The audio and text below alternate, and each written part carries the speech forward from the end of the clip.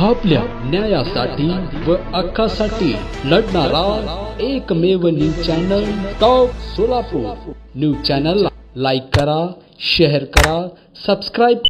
सोलापूर महानगरपालिकेच्या आगामी निवडणुकांच्या पार्श्वभूमीवर काँग्रेस पक्षातील ज्येष्ठ नेते तथा सोलापूर शहर काँग्रेस कमिटीचे वरिष्ठ उपाध्यक्ष सुनील नागनाथराव रसाळे यांनी खासदार प्रणिती शिंदे यांच्याकडे महत्त्वाची मागणी केली असून या मागणीची सोलापूरच्या राजकीय वर्तुळात जोरदार चर्चा सुरू आहे।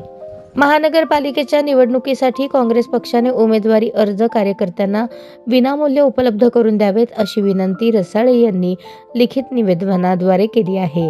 गेले 50 वर्षे काँग्रेस पक्षाशी एकनिष्ठ राहून काम करणारे असंख्य कार्यकर्ते आजही कोणतीही अपेक्षा न ठेवता पक्षासाठी काम करत असून सत्ता नसतानाही पक्षाशी निष्ठा कायम ठेवणारा सामान्य कार्यकर्ता हीच पक्षाची खरी ताकद असल्याचे रसाळे यांनी पत्रात नमूद केले आहे।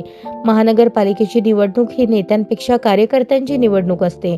शहरातील अनेक कार्यकर्ते 20 ते 25 वर्षे प्रचार, बूथ कमिटी, पदयात्रा, पत्रक वाटप अशी कामे करत असतात।